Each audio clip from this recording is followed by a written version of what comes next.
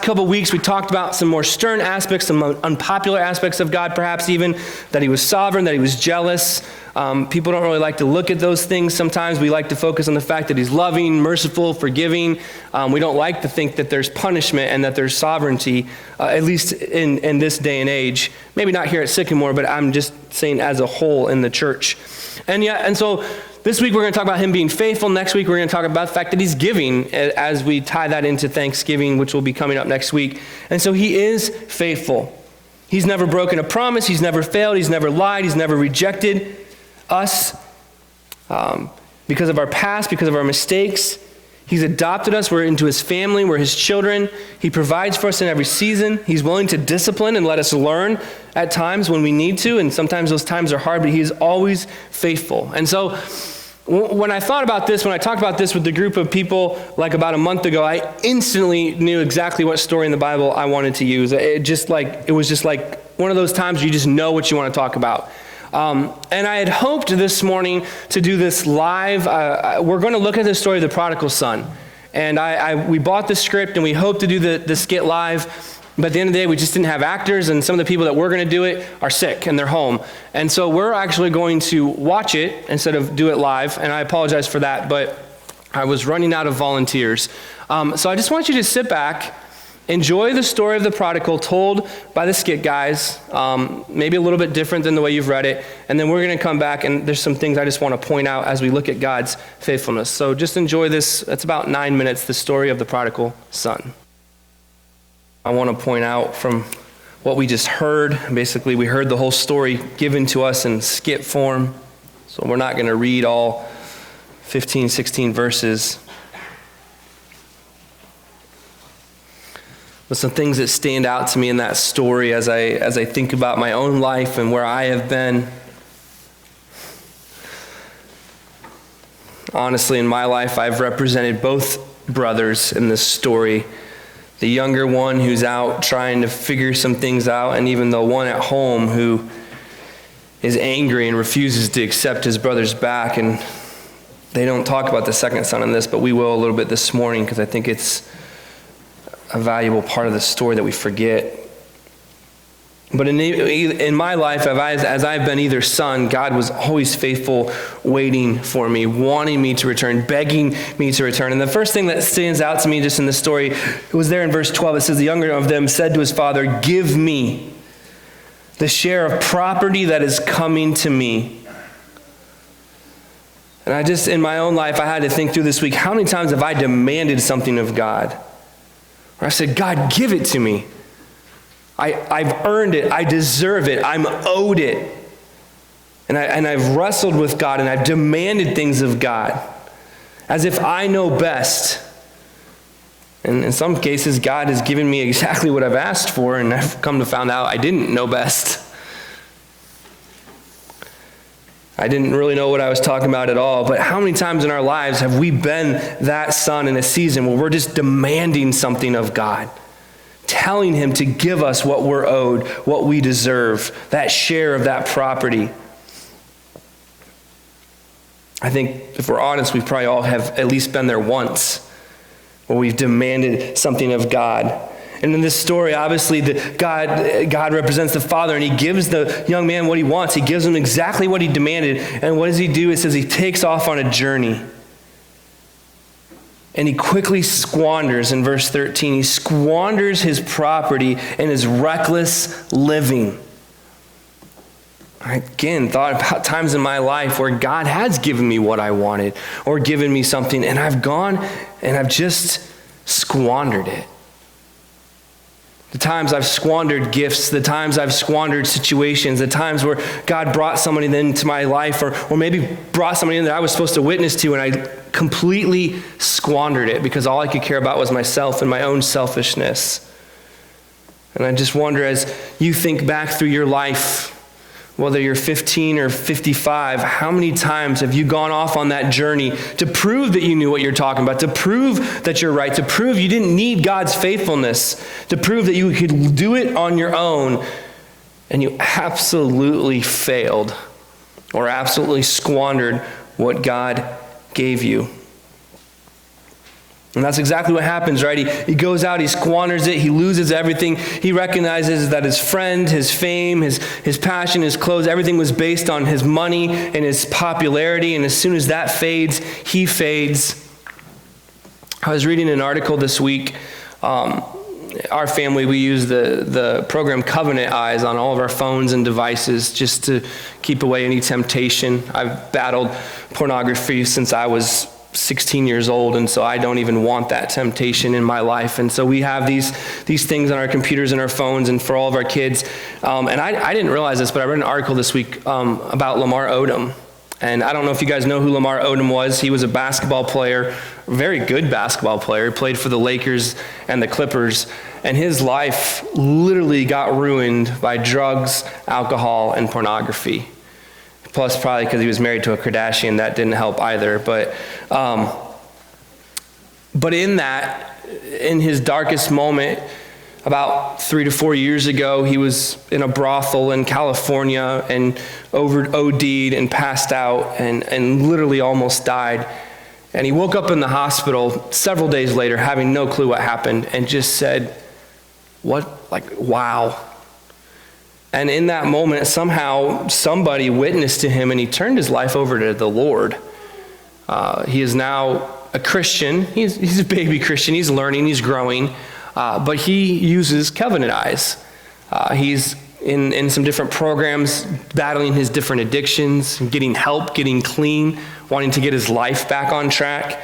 So he just shared his testimony of how that has helped him. And the point of sharing that story is here is a guy who squandered everything.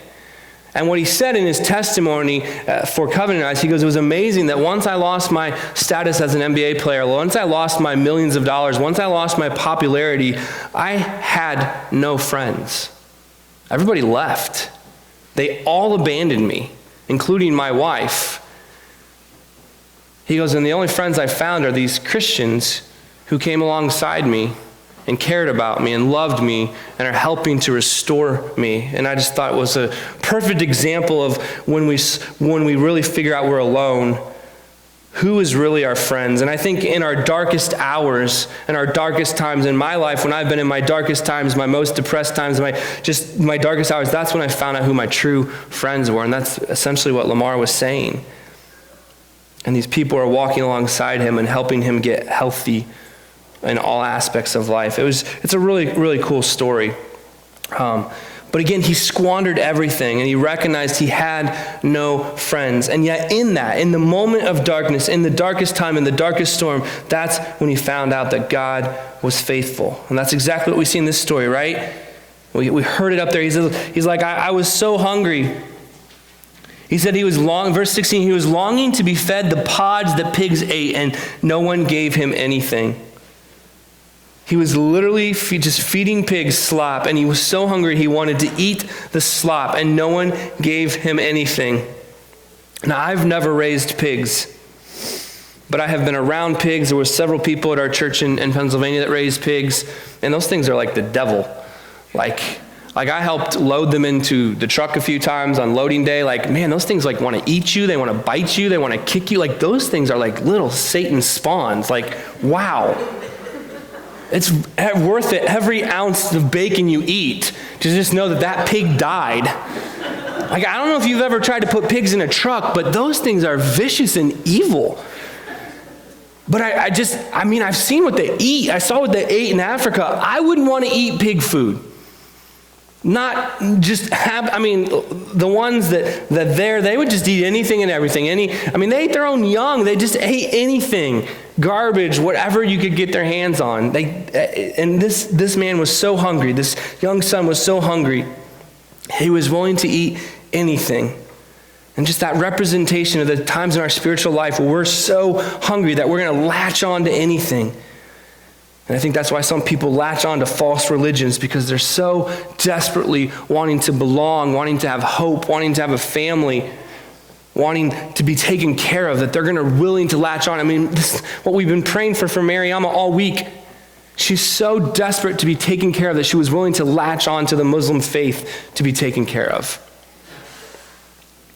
But it says when he came to himself, and we heard it, It's like my father's servants have more bread than I am. My father's servants have a better life than I am.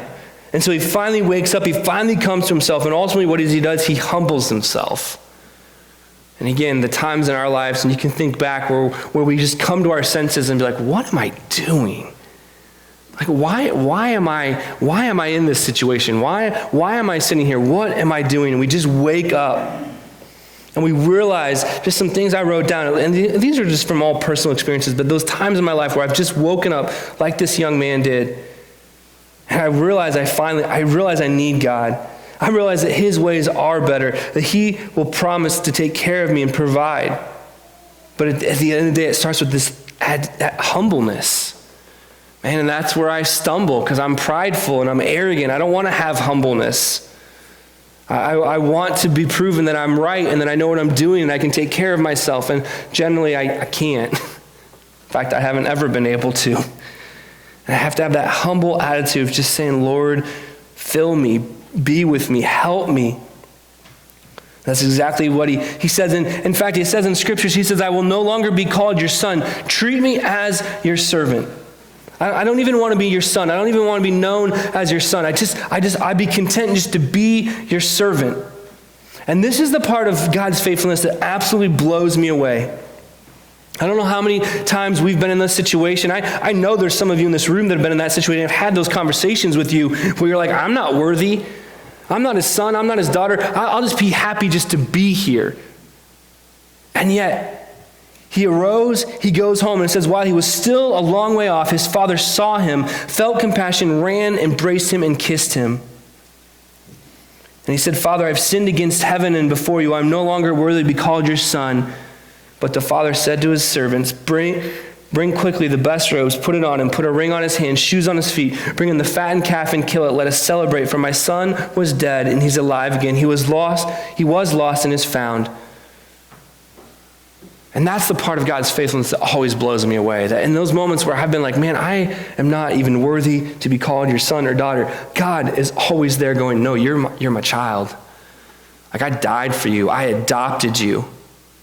You are my child. I have things for you to do. I've created you for this very purpose. He loves us. He longs for us. He has compassion. He wants to restore us. He adopts us into this family. And we've talked so much about our names. We're either lost or we're found. Maybe that's a better way to say what our last name is. We're either lost or we're found. And he's saying, look, you're found. You're my son. You're my child. And I will do everything and anything to celebrate you, his faithfulness. And I think where Satan wins in the church is that a lot of us never accept that adoption. I'm guessing by you're right there agreeing. We don't accept that adoption. We continue to tell ourselves how little we are, how we're not good enough, how we can't do it, how we're not worthy. And yet God is saying, no, you're my son. You're my daughter. I have given you everything. I waited for you. I longed for you. I knew you were going to come back. I'm faithful, and I'm bringing you back into the fold as if you never left. Yeah, the world may never forgive you. The world may think about what you've done and punish you, but I did not. It's forgiven. It's forgotten. And we're going to celebrate that you're now found. And right there, verse 22, 23, and 24, I think that's where Satan has the biggest stronghold in our churches, in our lives, is we buy into the lie that we're still servants. We buy into the lie that we're not good enough. We buy into the lie that we haven't been forgiven. And we quickly forget that we're his children. We're his son. We're his daughter. His faithfulness is bigger than anything we've done, any sin that we've done, and that it's forgotten. And he wants us to live as his child again. So that's the youngest son. And I think maybe you don't relate to that youngest son. Maybe you've never been out there proving yourself or squandering things. Maybe you've never had to come back. I don't know. I know I have. But then there's another part of the story, the older son. And I think some of us can relate to the older son. It says the older son was in the field, and he came and he drew near to the house, and he heard music and dancing. He called out to one of the servants and asked what these things meant. And he said to him, your brother has come, and your father has killed the fattened calf because he received him back safe and sound. Now you would think that you would be happy, right? You would think the oldest son would be excited that his brother returned home, that all is right again. But it says he was angry. He refused to go in. And his father came out and entreated him, which means he literally begged him to join the party. The father came out and said, please join us. Your brother has returned. But the older son was angry. He was indignant. He was prideful. He was arrogant. And he was going to have no part of his brother's redemption and restoration. He said, he answered his father, look, these many years I have served you. I never disobeyed your command, yet you never gave me a young goat that I might celebrate with your friends. But when this son of yours comes who devoured your property with prostitution, and you killed the fattened calf for him, and you said to him, son, you are always with me, and all that is mine, and you killed the fattened calf. And the father responds to the older son, he said, son, you've always were with me, and all that is mine is yours. It is fitting to celebrate and be glad, for your brother was dead and he is alive. He was lost and is found. And I wonder, if we're honest, how many of ourselves have found ourselves in the older son's shoes. Sitting there and being frustrated, being angry, going, they don't deserve that. Do you know what they've done? Do you know the life they've had?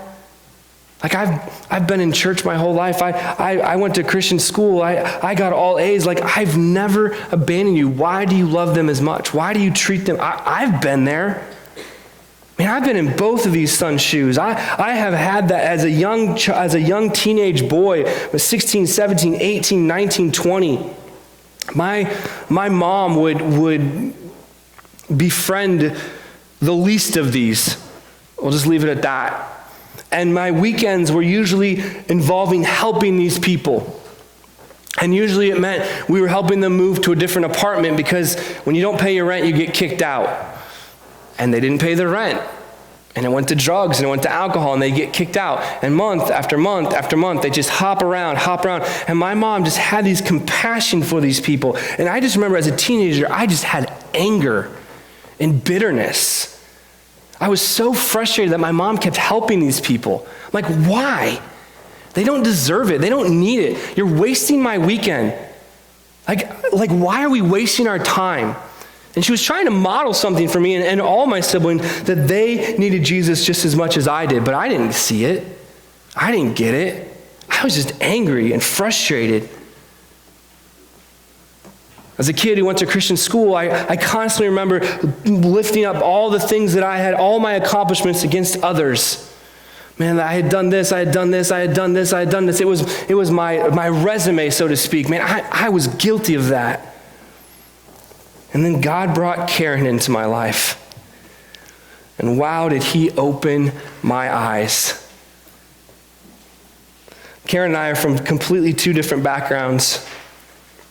My wife represents the younger son in more ways than any of you will ever know, and that's her story to share when she's ever comfortable to share it. And I probably, in most of my life, represent that older son. And in my anger and my pride, I refused to let other people in. I didn't want to participate. I didn't think they deserved it. I didn't understand.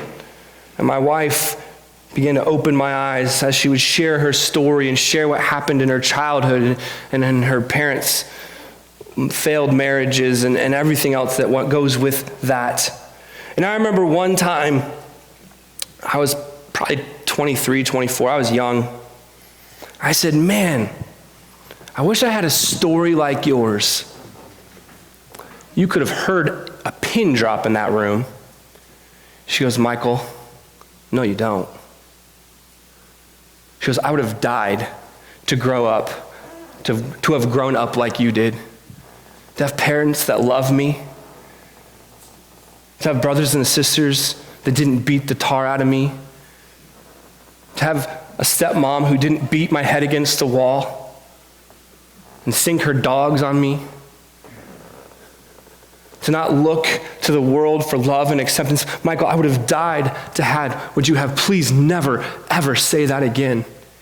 She goes, your testimony and your life is just as important as mine, but be proud of who you are. And that was that moment I realized that I was this older son, that I thought I had to have this story to be redeemed, And I realized that I was just as lost and I was just as broken in my angerness and my bitterness like this older son was.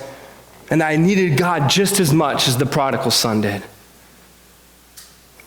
And I think that's probably why I have so much compassion today for outsiders and people on the fringe, because of what my mom tried to teach me and I didn't understand, and what I've learned through being married to Karen and walking through with her family.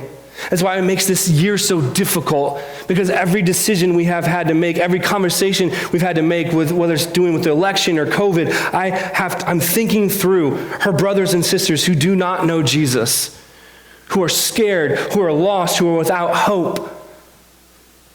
And I'm very careful with the things I say and the things I do, because I don't want to ruin the testimony that we've built over the last few years.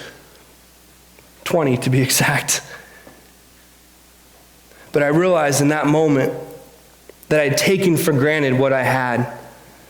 I was constantly complaining and squandering the gifts that God had given me, just like the son who ran away. I was constantly comparing myself to the lost and assuming I was better because I didn't have their life. Or somehow I thought if I had their life, I would be a better Christian. And in both situations, in both brothers, God was faithful. God is faithful. He provided for both. But ironically, in the parable, the only son that accepted God's gift was the younger son, the prodigal. According to scriptures, the older son never accepted God's gift. He never entered in. Even though he was always in church, he was always in the house, he never actually accepted God's love. And even though he had never left the house, he was just as lost as his little brother. He refused to celebrate. He refused to join in. And he sat and he stewed and he was angry and he was frustrated. And obviously Jesus was talking about Israel in this parable. And I wonder, for those of us, how many of them he's talking about us too. Because that was me. And God woke me up and God showed me things in my life. And obviously I'm giving you a very abridged version of a story that's been going on for almost 20 years. But man, I was that son. And I woke up and I realized I needed God just like the younger son. And I woke up and I realized that I was his son and I was loved, and it didn't matter my background, it didn't matter my story. I needed to go in and be a part of the party. I needed to go in and be a part of the celebration. I needed to celebrate with anyone, whatever their story was, whatever their background was, whoever they were, not holding things against them, not holding on to things, not blaming them for things, but saying, man, I'm so glad you found Jesus. I'm so glad that you're now a brother, a sister, a son, a daughter of the King of Kings and the Lord of Lords. I had to wake up. Even though I grew up in the house, I was just as lost as the young boy who ran away from the house. And I think some of us probably have children in that very boat. They grew up in church, they grew up in our families, and yet they're just as lost, maybe because they've went off and they're squandering things, or maybe they're still sitting in and they have not woken up, and we pray for them. We beg God to open their eyes, because just like God in the story who's waiting faithfully, we are also, as parents, waiting faithfully for our children to just turn to the Lord. And many of us are rejoicing because our kids have. But I know there's some in the room who are begging for the day and waiting anxiously, just like this father who would get off their porch and run to their child if they came back to the Lord and said, I'm sorry. I'm sorry. I know there's some of us in the room that we'd just be so thankful for that. Yet the whole time, God is inviting both. He's faithful to both groups, both parties. He's faithful to forgive us, to forget us, to call us his children. And so I wondered this morning who you represent in this story. Maybe you represent neither. Or maybe you're in a season where you're like the lost, or maybe you're in a season where you're like the older brother. But I encourage you to surrender to God's faithfulness. I encourage you to, just like the one boy woke up and said, man, I need to go home. I need to humble myself. I need to be a part of my Father's family. I encourage us to do that. And so to end this morning, it's a pretty short, simple message. We're just going to have a time of prayer and anointing. The elders will be up on the front pews, and There's plenty here if you want to just for prayer.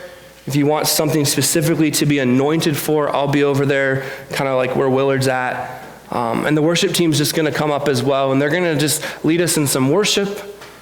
And so you can sing, you can listen, you can pray, you can come up for prayer. But that's just kind of how we're going to close our morning, just thinking through this story, thinking through where we are at in the story. Maybe it's time to confess some things. Maybe it's time to ask for some prayer. Or maybe it's time to just celebrate and join in the party. I don't know where everyone's at. But I encourage you to use this time between you and the Lord, whether through worship, whether through prayer. Find an elder that you want to pray with, or like I said, if you need anointing, I'll be over there, and obviously my microphone will be turned off.